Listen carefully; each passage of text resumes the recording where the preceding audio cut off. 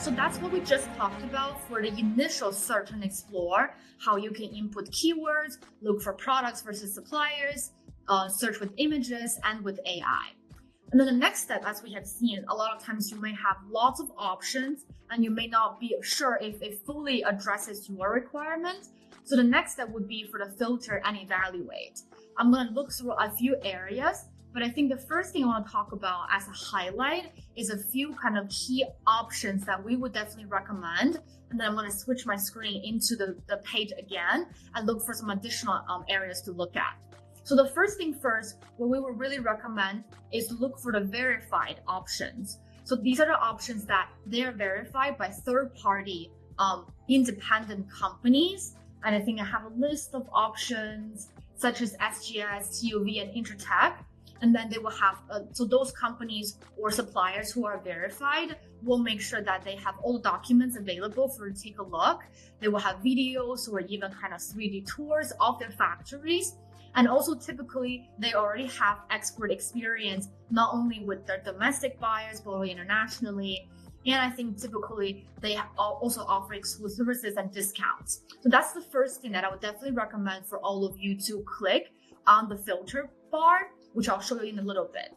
And then we have a few more options for you to help you get that extra layer of assurance. One is called trade assurance. I'll talk more later, I think. But here is to make sure that these are companies that when you pay through Alibaba, you will get all the assurance when it comes to payment and also when it comes to delivery. So the last one would be for Alibaba Guaranteed. That's an option for you to look into the shipment, guarantee for shipment delivery date, or if it's delayed, then you can get some money back for that. So those are the top 3 things I want to highlight.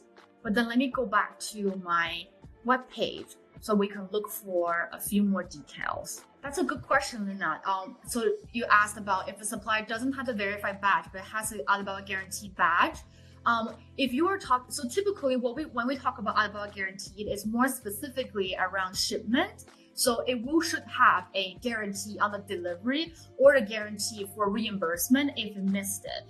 But when it comes to payment, I think so you can think of Alibaba Guarantee almost as a subcategory under trade assurance. So when it comes to payment, you still want to make sure that you are paying through the website and all of that. But in terms of verified, sometimes some of the suppliers may not be verified because they're lacking like some of the options in terms of maybe licensing. So those are the areas I definitely want to caution.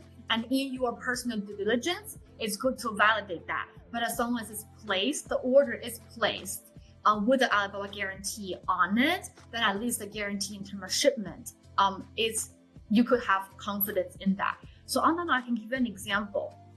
So let's say that we click on this option, right, Alibaba Guaranteed. What I just did now is to click on the badge right here for the filters called Alibaba Guaranteed. And this will allow you to see that all the options now has a guaranteed delivery by a certain date or money back guarantee. But then you see some of them are not verified, meaning they either they're lacking the licensing, either they did not go through the process of third-party verification. I wouldn't say they're completely unreliable, but at least without that badge, it means that we have not done the validation through the third-party kind of independent agencies to get all of those guarantees in place about their license, their past experience, etc. Okay, so the other way around, I see that there's a question about if the supplier has the trade insurance but not a verified badge. Yes, so in this case, with the trade insurance, which all of you can find here, the trade insurance has a mix of things that focus on specific placing of orders. So as long as you're dealing with suppliers with the trade assurance, it means that your deals is protected. But then when it comes to do they have the capability of the customization, maybe do they have some of those past experience in exporting, these are the stuff that are not being insured or guaranteed through trade assurance. But your trade or your order will be protected by Alibaba.com. All right, so that's the 2 things we talked about. So let's take a look at what else is on the platform. So some of you might have already seen this. I would say that this option it's not the most relevant to those of you who are looking for highly customized products. But what it means here is that because of the tariff concern, what we have done is to make sure that we highlight suppliers or products who have local stock in the US, so you don't have to deal with the concern over getting through custom, dealing with the tariff, some of the lead time. But most of these items are more of ready to ship items, or sometimes with very light customization allowed. So that wouldn't really apply if you are looking for highly customizations for your product. And then the verified one is the one that I just mentioned earlier. I think this one, I will highly recommend all of you to select it, especially if this is your first time going through the process of assessing the reliability and trustworthiness of a supplier. Because this means that all of these licenses are processed. Without that, you can do your own due diligence on it, but it would take you a lot more time and maybe learnings of how to get there, how to ask for certain like certification, etc. But that's one thing we do highly recommend, but you can find a way around to do your own due diligence. And then, so this delivered by that you're seeing here is associated with the Alibaba Guarantee typically, but depending on kind of what's the delivery range. And the merge results. So this one we created for that because right now we're in the product tab, and sometimes the same suppliers, because they have different variations of the same product, which we learned about from the first class with Brandon, that you can have variation in terms of color, in terms of how many quantities in same batch, right? So maybe it might kind of impact your experience where you might be seeing the same results from the same supplier. So you can click on this to make sure you're only looking at products or look at one option from each supplier. And then you have some additional options such as store views, the paid samples if they allow that for you, and categories, price, minimum order. This one, I think, take them as a reference point, but I would recommend you to not be too strict about them in the filter phase, because you might kind of lose out on opportunities, but then you can always engage with the supplier to validate some of these things later on, as opposed to screening out all the other options right away. So there's other options for where the supplier is based, where they have previously exported to, and also especially let's say that you are looking into sustainability, being eco-friendly, having specific materials, all of that, then you can look into any certifications either for the company and sometimes for the product as well. And then all of these other features are typically generated by our AI feature in the back end based on the specific categories that you have. And again, I personally don't recommend you to limit yourself too much in this process, because sometimes maybe the suppliers doesn't have all the information up right away. So you can keep this kind of broad to help you with your initial exploration and narrow it down in your discussion with the suppliers.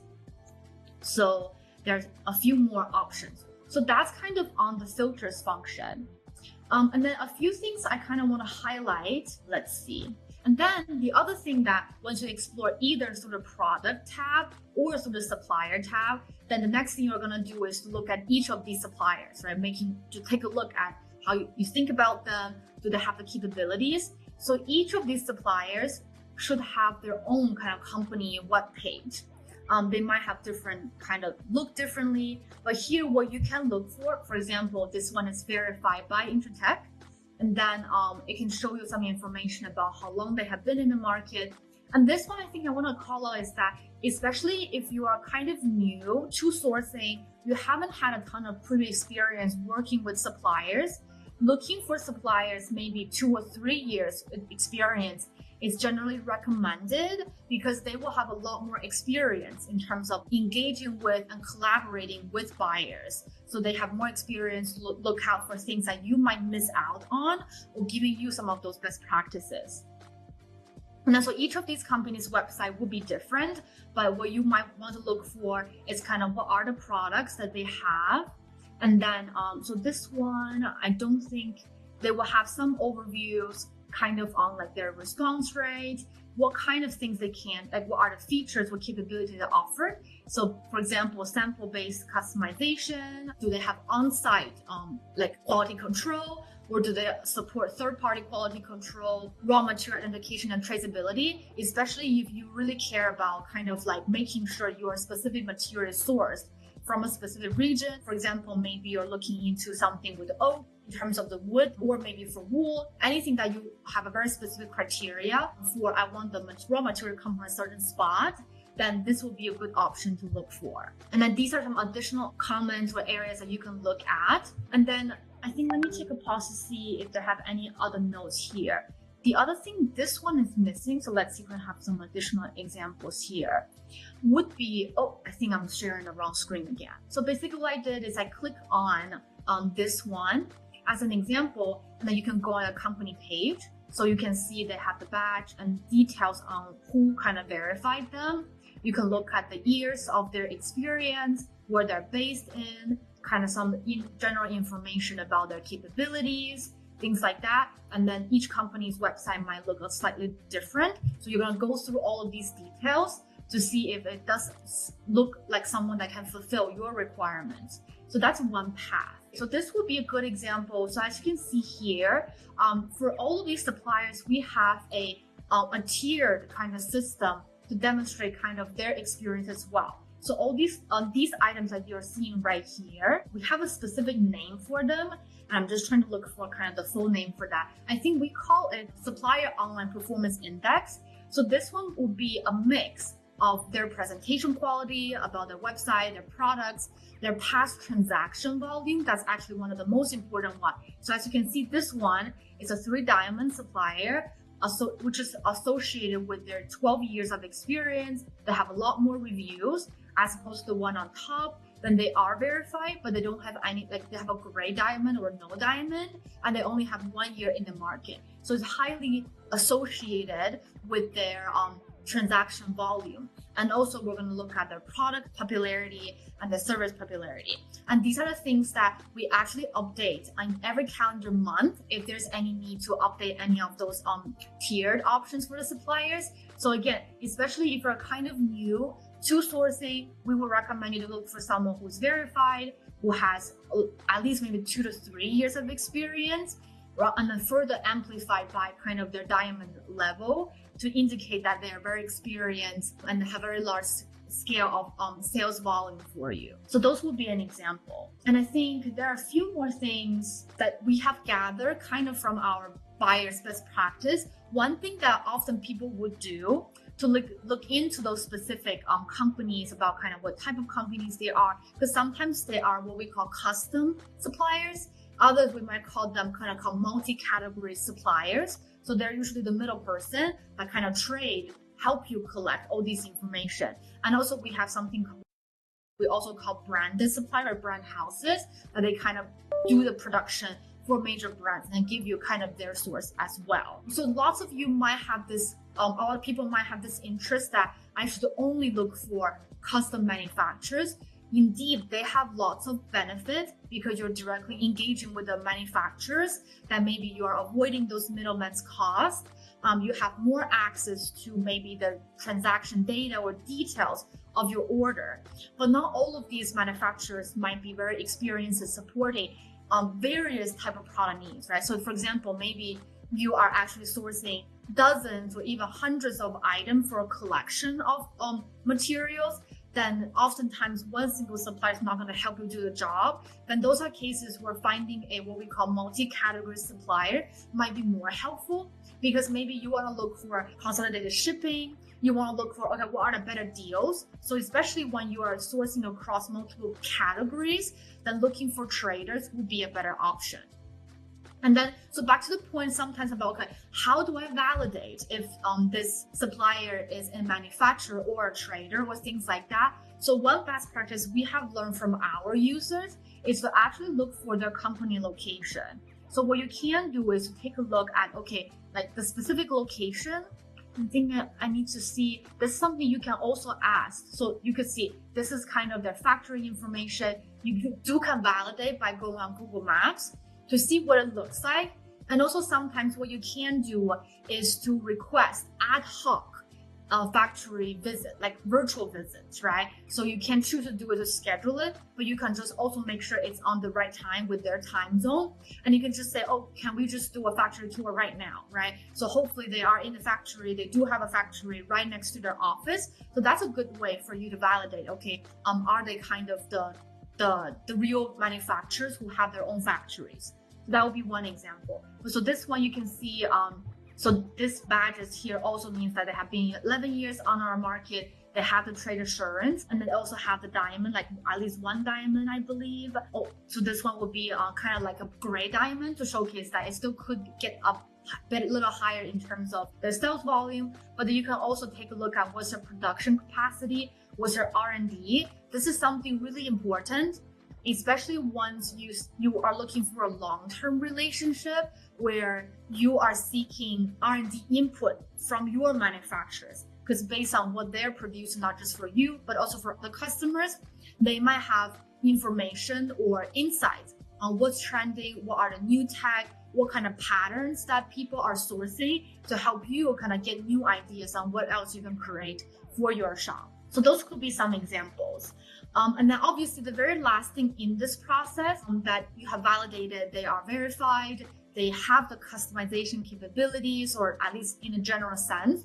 The other thing you also want to pay attention to is that these are going to be partners that you will collaborate with the upcoming few weeks or months. So you all want to make sure that they are someone that it's easy to communicate with, right? They're open, they're engaged, they're responsive. So that makes it very important for you to actually have conversations with them. And I'm going to go into more of the best practices in communicating with them and sending inquiries. But I'm going to take another look and see if there's any questions. I'm going to take a look now. Then for the diamond, I'm going to share with you a link right after the meeting. I think overall that diamond will have a mix of criteria. So I wouldn't say that I would equate like one diamond means certain like thousands or millions of dollars of sales, but I can send you a link of how we specifically define each one.